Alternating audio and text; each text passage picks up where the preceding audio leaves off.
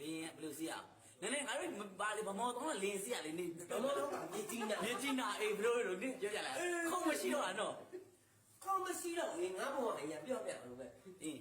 မြေကြီးနာသွားတော့လေအင်းပါလင်းစီးရအင်းလင်းစီးတော့သူများရဲ့ထိုင်ကုန်နေရတယ်ငါပြောတယ်ငါတို့ငါကြမှာ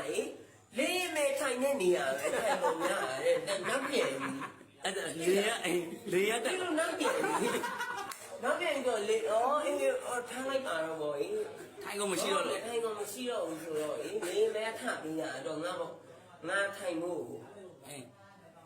အဲ့ဒီငါလေးစမတက်တာဘောထိုင်တာဒီစီကဖုန်ကြီးပြစ်တယ်တော့ဖုန်ကြီးကငါနဲ့တက်တဲ့ဒီလိုမျိုးလေသူများရဲ့ဒီလိုမျိုးပေါ့တက်ရင်လွတ်တက်တာတဲ့ရင်ဒီလိုမျိုးငါလေးပဲထိုင်နေနေရကြဒီမဲ့လေးလည်းတက်သွားဒီလိုဖုန်ကြီးနဲ့လည်းချမ်းသွားရင်ဒီမဲ့ဟဲ့ဖုန်ကြီးကလည်းငါ့ကိုကြည့်တယ်ငါလည်းဒီလိုကြီးဖုန်ကြီးနဲ့ဘယ်လိုပါလဲတော့ဖုန်ကြီးလည်းအဖုန်ကြီးကဘယ်တောင်းရလဲလို့မမေးလိုက်ရအောင်တကယ်လေးလည်းတက်လည်းတက်တော့အစားတော့စမတက်တာထိုင်နေရပါ့ကြီးလေးလည်းတက်တော့အမေဖုန်ကြီးနဲ့ငါလည်းဒီလိုတော့မေးမေရောတက်ခဲ့ပါဆိုငရဲကြီးမှဆိုလို့ပြရမလားဒီလိုဆိုအဲ့လိုပြီးမဲ့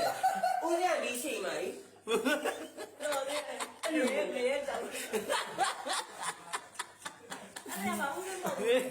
စားပြောဆိုရင်ကောင်းလေးချောလေးဆိုရင် ကောင်းလေးချောဆိုရင်ငါချောကိုဖြုတ်လိုက်မှာတော့ထက်ရကြရကြစီသိရမလားဦးစင်းနေရာမှာတာကောင်းလေးချောလေးဆိုရင်ခမောက်ကိုပြုတ်ချိုင်းမှာသူ့ဘောထက်ရကြရကြ